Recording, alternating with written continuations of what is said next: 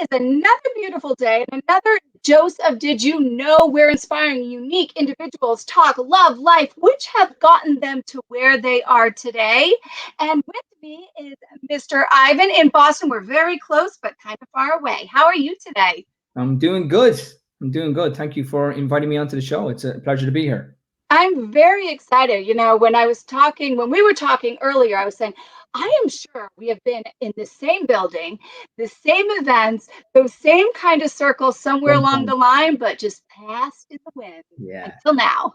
Yeah, and Boston is not, I do compare it to a lot of European cities, and especially back home in Ireland. It's a cosmopolitan city. It's big, but it's also quite small when it comes to business and communities, and you cross paths with a lot of the same people quite a bit. I kind of like that. It's small town, big town living.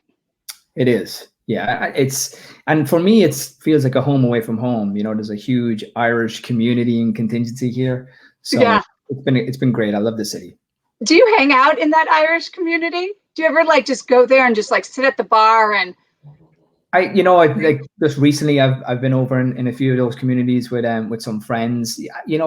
I've done a combination of both. I've lived in a few different parts of the world, since my career started 15, 20 years ago. And I've always tried to not just do that Irish thing in different places, because Irish seem to have a lot of those communities all over the world. I lived in Sydney, Australia for a number of years, and various places in Europe, and of course here on the east coast of the US. So I've tried to integrate into the society, into communities here first and foremost, but I'll always have those Irish roots. Yeah. I went to Ireland once, and this is what I remember. On my trip to Ireland, it was green. The greenest green I have ever seen. We have green, but not, it was like green in 3D. It was on steroids. Yeah. And the beer was different. It was like molasses. I don't know what we were drinking in this little pub we found, but they were like, are you sure you want this? I'm like, yeah, I want to taste it. But I don't remember how it tasted. I just remember it being thicker. What did I drink? So what I tell a lot of them, especially a lot of my American friends here, if you have any sort of Irish lineage in your family, or you chase your family tree, or you do ancestry.com or anything like that, and there's something that has a correlation to Irish roots, I would always recommend that you go there and explore those, because what the Americans realize when they go there is that they're welcomed with open arms, and they're treated very differently to other parts of the world that they travel to. So there's a unique bond and unique kind of chemistry between the Irish and the Americans, and Americans don't really understand that until they go there. Same way when I came here a number of years ago, they welcome me with open arms, and there's reason why there's so many Irish people here. But Irish people love Americans and love exploring their American kind of lineage with the Irish people as they come home from America. Yeah, it was fun, and you know what? It's true, because we took a golf cart. They took us on a golf cart, just like these guys. We were like, hey, took us down into the town, and it was, we had a blast. Good. Very, very fun. I'm glad you had fun. And I got one of my favorite pairs of shoes there. In Ireland. Wow. That is my Irish. The green, the beer, the friendliness, and shoes. It was a perfect trip. But we have a couple people, Andrew and Callan. Hey guys, those are some Southern boys. Some Tennessee boys that are out there listening. Although Andrew is from our area. He is up from the Boston Exeter area. But before we continue on, tell the world a little bit about who you are. How did you get here? And what are you doing in Boston? So how did I get here? Well, my name is Ivan Wright. Actually, first and foremost, I want to give a big shout out to you and the show and everything you do for the National Veterans and the Veterans Association of America, and being a veteran mom.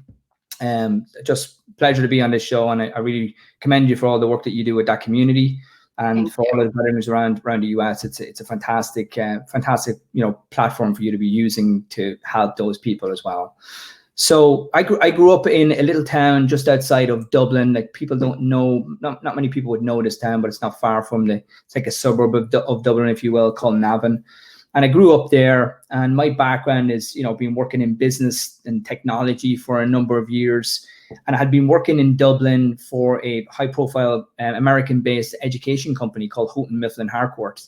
And I was working on a lot of their digital solutions for adaptations between traditional textbooks for universities here in the US that were adapting and transitioning and seeing it digital transforming to iBooks and to, you know, ebooks and to digital forms of the technology. So I was leading a few teams and leading those endeavors while I was in Dublin, and I ended up getting promoted within that team in Dublin, and that ended up, you know, transferring me to their head office here in Boston. So that's what initially brought me here 7 years ago. But I've had a real love and affiliation for the country for, you know, since I was a kid. My two brothers had emigrated to New York when I think I was 5, and, you know, they were in their late teens, and they stayed here for 15 years respectively, both here in San Diego. And then, of course, my mum's family, she was one of 5, and I think, she was one of 6, and 4 of them had emigrated to the US when they were kids.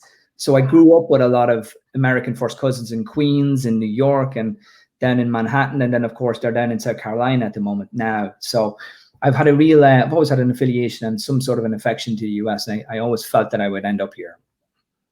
Wow. And then there you go. Were you always I always am fascinated by like IT people, because that is so out of my realm.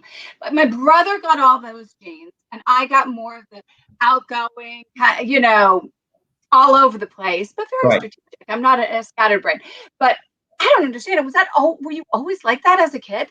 No, not at all. You know, I really kind of fell backwards into technology and IT, to be honest. You know, I was kind of exploring where things were going and looking at the you know, the transforming world around us from the industrial era into the digital era. And I figured it would be great if I could, you know, transition my career in such a manner. But I really kind of fell into it. That role with Houghton Mifflin Harcourt, I was hired initially as a project manager on a part-time contract. And as soon as I started applying myself and applying real structure to my career, then fast forward 2 to 3 years and I'm living in Boston. So, you know, I've been very fortunate to be working for some really, really big companies in the US since I've been here. I worked for Houghton Mifflin, and then worked for a great cloud-based services company here ran by Jonathan Bush himself, actually. He's one of the nephews of the Bushes and the Bush clan. Yeah. Called Athena Health, and I worked for those for a while before working for Eli Lilly in the pharmaceutical side of things, and they were all around digital products. And I just could see more of the forest through the trees and trying to figure out what I wanted to do with my career, and I decided to marry a lot of those disciplines and start my own company, which I done almost 24 months ago now, 2 years ago. Wow. I didn't know. For some reason, I thought it was longer. I always think things have been around forever, though. It's like the way I am. I'm like, everybody's old school. We've all been doing this forever. I'm like, oh, no, not so much. Yeah. So how did you come up with that name? It's MoxeHub. Am I saying that correctly? Or did I make that up? MoxeHub. Great question. The person, unfortunately, it wasn't me. I didn't come up with it. My girlfriend at the time came up with the name on a trip back from Tennessee. We were down visit. We have some friends, a guy that I grew up with down in Tennessee, and we're trying to come up with the company name. And I knew I loved the word, you know, I loved gumption and determination and character. And Moxie, spelled the traditional way, MOXIE, kind of represents that. And the hub represents, so I had to take a different adaptation of the name because it was already taken. So, and then adding the hub kind of represents the technology side of it. But no, unfortunately, I can't be credited for taking the name. Oh, well, you gave a good story with it, and you give credit where credit is due. Good due. man. Good man. Credit where credit's due, yeah. So tell me, so you start this company. Well, was that a little scary? Okay. I mean, starting a company can be scary to begin with, but then you're not, you know, American born. You've been here for, you know, what was it, 5 years at that time, or was it 7 years? 5 years. 5 years at that time. Yep. Okay. Yeah. And so what made you like have the balls to do that? You know, it's another great question. I've been toying with the idea of going, I mean, there's so much to unpack there. I've been toying with the idea of going out and doing something on my own, because the position that I filled for Houghton Mifflin and the position that I filled for Eli Lilly enabled me to observe vendors in that field. So I could really identify what the patterns and the success criteria was for these clients dealing with vendors of such magnitude, to understand the intricate details of how to do it right. So while always observing it, I figured I could do it better. So never been in a position financially to do something like this back home, and never been in a position that I had a support mechanism around me to do it. I felt that it was the right time, and I had those different variables around me for the first time in my life, and that's why I said, I'm just going to take a plunge into this. Now, I did it in a very calculated way. I set the company up in stealth mode. I got the architectures in place and the backbone of the structure of the company and the business model and the plans and all of the above, and got the right people on board. But I wasn't really executing anything to date. So, we're a full design, full stack development shop, but I really wanted to get the architectures in place first before I went to market. While I was doing that, I was still working in my company. So I was doing the MoxeHub part-time to get the structure in place. So it was almost like a risk-adverse way of going to market, or, as you said, maybe gave me more balls than I needed at that time. But, Very smart. I Very take smart and strategic. Well, there's a funny end to that story. So I take the full plunge. I take the full plunge in January of this year, and then COVID happens in February. But it was the best thing that I ever done. It was something that I would recommend for anybody who has an entrepreneurial spirit, or who feels that they want to go out and do something and create something for themselves. It is possibly the most rewarding thing that I've ever done in my life. Well, it's kind of like the power now is in your hands. Right. You can be as successful as you want to be, or you can fail as badly as you want to be. It's no longer anybody else's game but yours. Yeah, it's an interesting dynamic to be faced with on a daily basis, that everything is on you, right? There is no big corporation behind you paying your healthcare. There's no corporation behind you paying your salary and your bonuses and your 401ks and putting food on the table, the basics. So everything is on you, and it's a great responsibility to own, but also you've got an understanding of what it requires to make sure that you become successful. So yeah, I do believe that I would have possibly have never been in this position if I was back home, because the economies of scale is quite different in Europe, especially in Ireland. The opportunities, the salaries, taxable incomes, the pay structures, everything is very different, and it's a platform that I was never given until I got to the US. And you took that opportunity, and I don't know. I think sometimes when you aren't necessarily born here, or in general, we become complacent in life. It's one of those things that you have to work on every day not to become complacent. Right. So you, by naturally given the gift of living outside of this country, you can see, and that might have, I don't know, it could have acted as subconsciously a way to be like, it's now or never, because I'm not, you know what it's like on the flip side. Yeah, I do. I've observed, both sides. Have observed doing business in many different parts of the world. Like I said, living in the Southern Hemisphere and doing a lot of work with Asia and South America. But, you and I touched on this a little while ago, depending on what political side of the fence you're on, people want to be pointing fingers and being critical. But of all of the places that I've ever lived, there is no place like the US when it comes to opportunity. There really isn't. And it didn't hurt my credibility or my persona to be Irish, right? They really embrace Irish people. They embrace a lot of all cultures, to be honest. I mean, there's a lot of stuff that's going on now in the media, but I've never experienced that. I've never been privy to that. All I can say is it really gave me a platform to be successful, and I'm super grateful for that. Yeah, I'm super excited to even share that story of like real American entrepreneurship, like the spirit of it, because we're all, I mean, this country is based on immigrants. We're all in, we were chatting about where I come from and my history of that. So what are some cool projects or some cool things that your company does?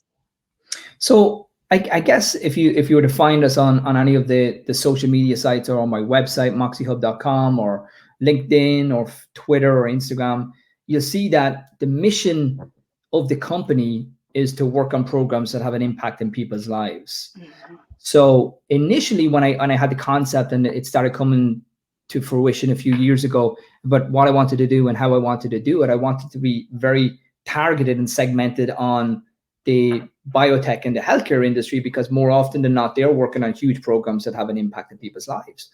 But because of this digital transformation that's happening, You could go to fintech, you could go to biotech, you can go to e-commerce, you can go to education, you can go to,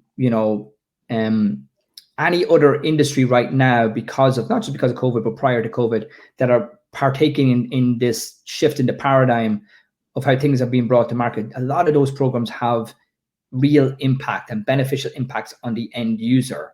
And that's kind of plays into the MO of our company. And we, I've probably set myself embarrassing financial goals over the course of my career. And as soon as I hit them, I was like, okay, did that give me the satisfaction I needed? No.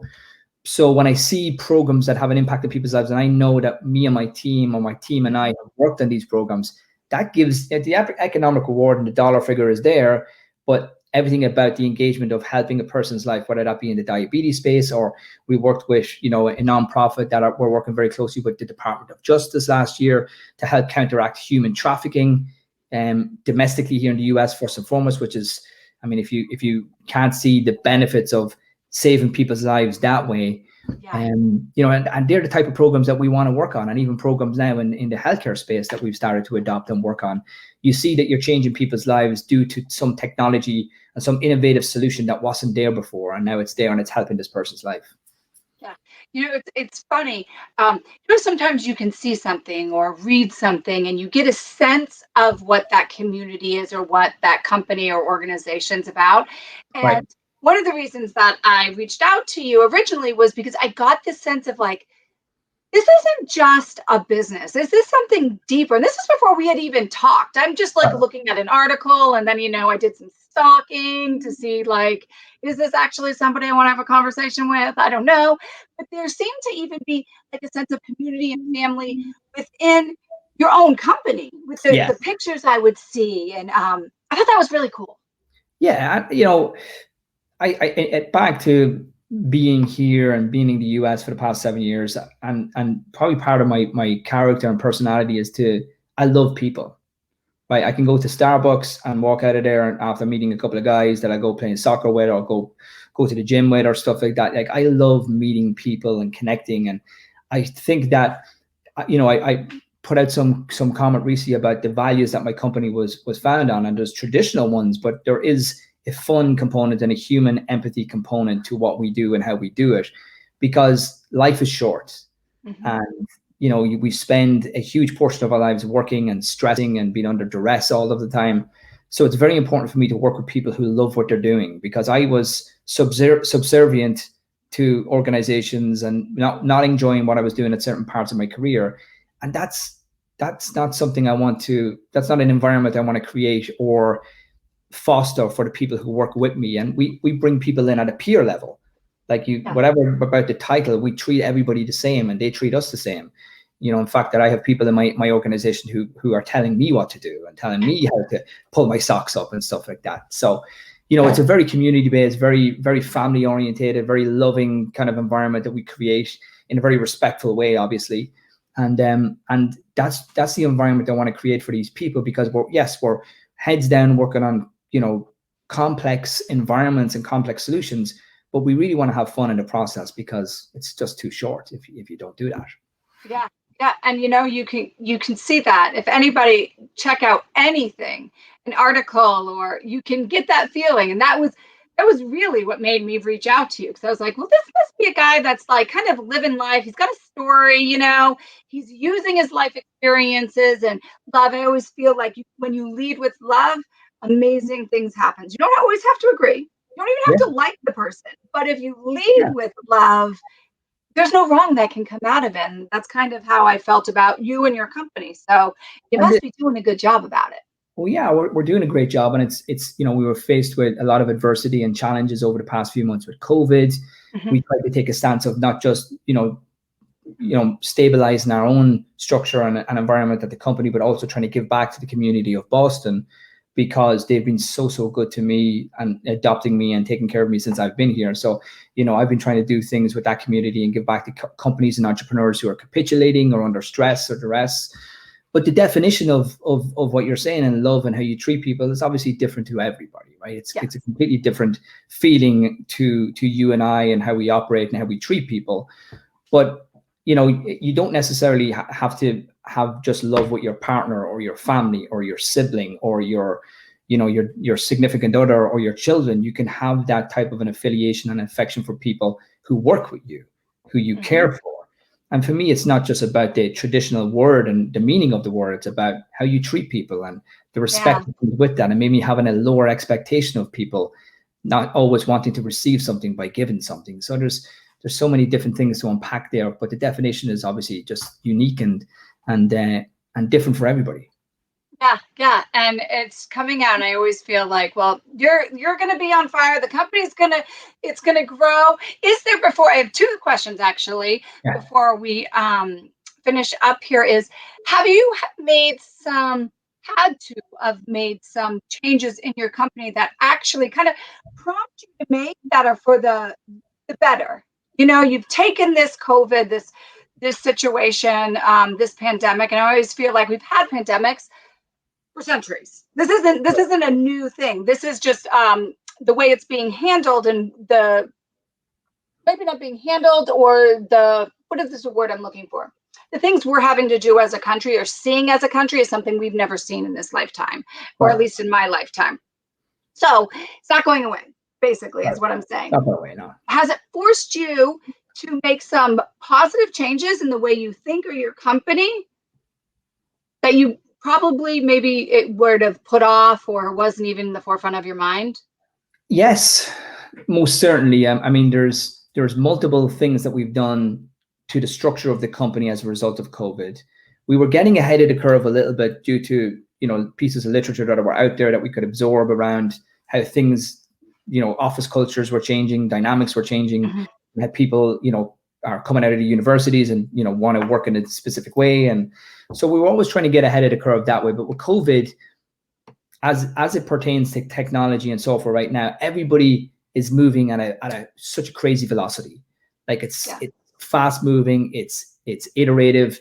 You could sit down and study all day and there would still be something that you need to learn the next morning. There's just so many forums to gather information and data from. And for me, what I've learned and what I try to adopt and integrate into the company since COVID was to be patient.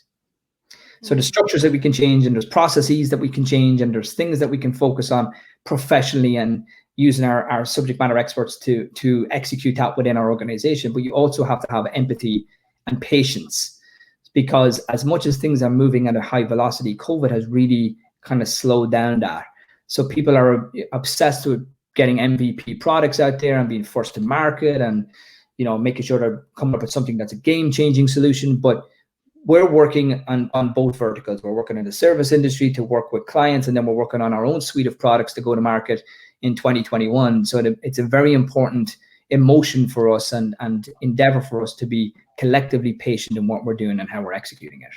So we don't want to just keep rushing without understanding the dynamics of what COVID has done and the impact it's having on all of these industries and markets that we've already been working in, because there's businesses all over the US and of course globally, outside of your traditional healthcare companies and all of you, that are really capitulating and struggling, and that dynamic is going to affect everybody.